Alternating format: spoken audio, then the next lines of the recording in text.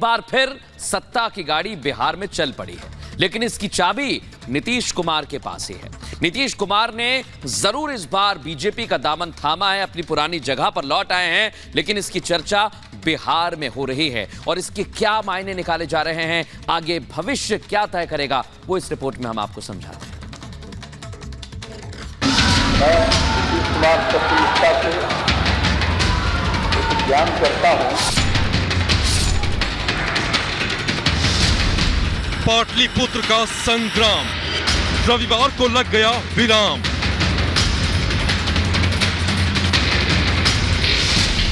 बिहार में बहार, फिर एनडीए में नीतीश कुमार। मैं नीतीश कुमार तत्वनिष्ठा से इन्हीं द्वारा स्थापित भारत के संविधान के प्रति सच्ची श्रद्धा और निष्ठा रखूंगा।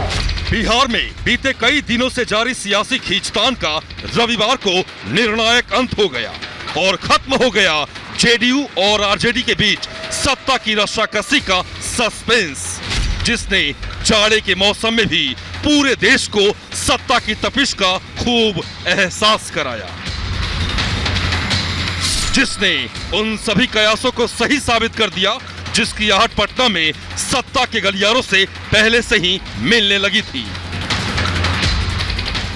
मगर उन सभी कयासों को आखिरी मुहर रविवार को लग गई, जब पाटलिपुत्र की सियासी रणभूमि पर सत्ता की तस्वीर चंद घंटों के भीतर एक बार फिर बदल गई।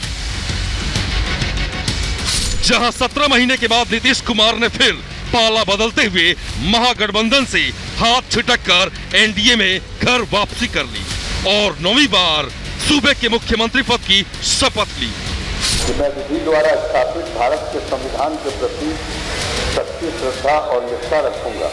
बिहार के विकास के लिए हम काम करते हैं, इसी काम को आगे बढ़ाएंगे, तो इसी में हम लगे रहे कि हम अलग हो गए थे, हम यहाँ हैं भाई, सबको एकजुट करके जा रहे थे कि तेजी से तो सब कुछ कर नहीं रहा था, तो बेकारे हो ही गया ना। अब तो मुक्ति मिल गई, फिर जहाँ थे वहीं फिर आ गए और अब इधर उधर जाने का सवाल नहीं।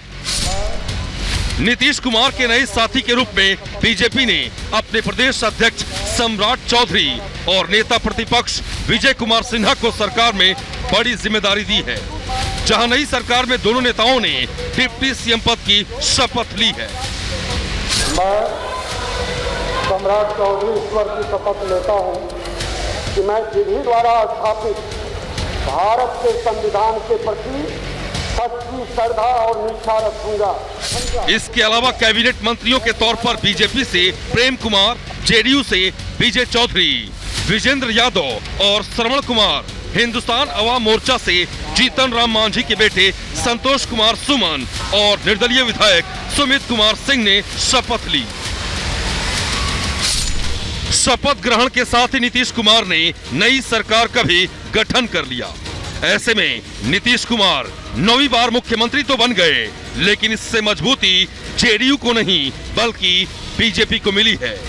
बीजेपी इस सरकार के गठन के बाद से अब 2024 के लिए बिहार में और ज्यादा मजबूत हो गई है। लेकिन सवाल ये कि आखिरी वक्त तक भी नीतीश कुमार ने इंडी गठबंधन को तस्वीर साफ नहीं की, तो वहीं बीजेपी ने भी आखिरी समय में नीतीश कुमार को वापस लेने की बातें शुरू कर दी थी। बिहार के अंदर जो माहौल बना था, उस माहौल को परिवर्तित कर करके सुशासन का एक फिर से बेहतर माहौल हम लोग सामूहिक रूप से मिलकर के खड़ा कर। आरजेडी से स्थानीय स्तर पर कुछ मामलों को लेकर के दिक्कत रही, लेकिन गठबंधन जो टूट रहा है वो कांग्रेस पार्टी की हठ धर्मिता की वजह से टूट रहा है।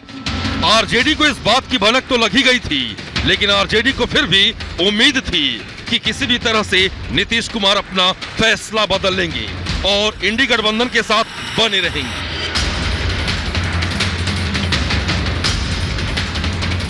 बिहार में 2024 चुनाव से ठीक पहले जिस तरीके से सूबे की सियासत ने नया मोड़ लिया है, उससे बीजेपी बेहद उत्साहित है, तो वहीं इंडी गठबंधन के लिए ये अब वजूद का सवाल बन गया है।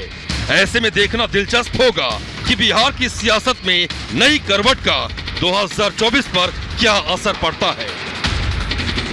Bureau report, Republic Bharat.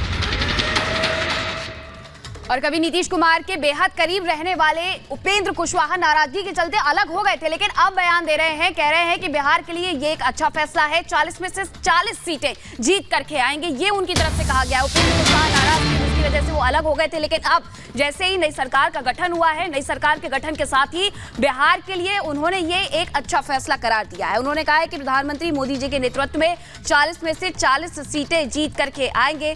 पूरा सियासी घटनाक्रम सुबह से जो चल रहा था, पहले जाते हैं यहाँ पर जाकर के इस्तीफा देते हैं, दोबारा जाते हैं जाकर के समर्थन पत्र देते हैं और तिवारा जाकर के मुख्यमंत्री के रूप में शपथ लेते हैं। यही स्वाभाविक गठबंधन है, जनता ने इसी को मैंडेट दिया था। नीतीश जी बीच में गलत रास्ते पर चले गए थे, जिसका नुकसान उनको भी हो रहा था, राज्य को भी हो रहा था। नीतीश जी वहां से बाहर आ गए, अब उनका भी भला होगा और राज्य का भी भला होगा। अब तेजस्वी जी अपनी चिंता करें, खेला क्या बाकी है। आज उनके घर में चूल्हा नहीं जला होगा, यही खेला बाकी है। बाकी बिहार के लिए बहुत अच्छा है।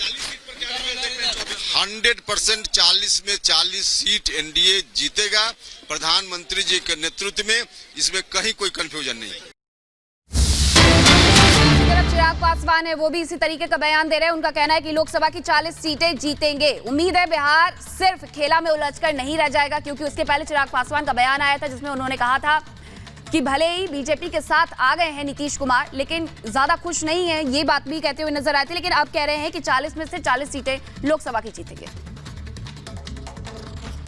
भाई खुशी इस बात की है कि बिहार को एनडीए की सरकार मिली है, हमारे प्रधानमंत्री आदरणीय नरेंद्र मोदी जी की सोच वाली सरकार मिली है। और जैसा प्रधानमंत्री बोलते भी हैं कि डबल इंजन की सरकार में कार्य धरातल तक पहुंचता है। ऐसे में मैं मानता हूं कि जितनी भी गरीब जन कल्याण की योजनाएं हैं, प्रधानमंत्री जी की जितनी भी विकास की सोच है, अब उसको धरातल पर हम लोग उतार पाएंगे। मौजूदा अगर आप समीकरणों की बात करें तो उस हिसाब से तो मैं मानता हूं कि 40 की 40 सीटें मौजूदा जो अब परिस्थिति बन गई है एनडीए की, शंका हम लोग को पहले भी कभी नहीं थी, बट अब ये है कि अब जीत के मार्जिन हर सांसद के काफी ज्यादा होंगे। अनूप और वैभव इस समय हमारे साथ जुड़े हुए हैं। अनूप, आपके पास आ रहे हैं, कुछ लोग भी आपके साथ मौजूद हैं। चिराग पासवान बहुत अहम भूमिका निभाएंगे क्योंकि बीजेपी ने 51% का अपना टारगेट सेट किया अनूप, और उस दिशा में अब वो आगे बढ़ रही हैं। और नीतीश के साथ आने के बाद ये और पक्का हो गया। बात करिए जरा लोगों से। देखिए, बहुत बड़ी चुनौती भी है क्योंकि चिराग पासवान के साथ पशुपति पारस भी हैं। बहुत बड़ी टीम हो जाएगी लोकसभा चुनाव के लिहाज से। लेकिन मैं मृदुल एक फैन है बीजेपी को, उनको दिखाना चाहूंगा। विनोद बिहारी है, विनोद बिहारी के बारे में बता दूं। विनोद, आप खुद बता दें, इन्होंने अपने छाती पर जो है प्रधानमंत्री नरेंद्र मोदी योगी जी की तस्वीर लगा कर रखी है, गुदवाया हुआ है। देखिए, टैटू बनवाया है माता पिता के साथ। मैं चाहूंगा दिखा दें, आप दिखा दें। भगवान है, भगवान योगी जी और मोदी जी। नहीं, लक्ष्मण जी है, राम जी है, और हमारा बिहार में हनुमान जी भी आ गए हैं। आज सम्राट चौधरी जी, बहुत खुशी से आज पूछिए मत। पटना हम 4 रोज से इसके लिए आए थे कि हमको किसी ने बोला, जब साउथ अफ्रीका में थे, पूरा दिखाइए। साउथ अफ्रीका में हम थे ना, तो हमको बोला गया कि कभी भी ऐसा काम नहीं करना चाहिए। मैंने बोला मैंने जाके आपको दिखाऊंगा सरकार बीजेपी आएगा। और यहाँ बहुत ठीक है, ये तस्वीरें तो आप दिखा रहे हैं अनु। वैभव का भी रुख कर लेते हैं। वैभव, अब आगे क्या? तस्वीर अब साफ होनी बाकी है कि और कौन कौन होगा जिसे मंत्री पद की शपथ दिलाई जाएगी, मंत्री बनाया जाएगा, क्योंकि 2024 की तैयारी के साथ साथ 2025 के विधानसभा चुनाव भी हैं बिहार में। मीनाक्षी, देखिए, सब कुछ पहले से ही तय था। डिप्टी सीएम कौन बनेगा, मंत्री कौन बनेगा, और आगे जब मंत्रिमंडल विस्तार होगा उसको लेकर भी बातचीत तय थी, जिसके चलते ही नीतीश कुमार जो है वो एनडीए के खेमे में आए हैं।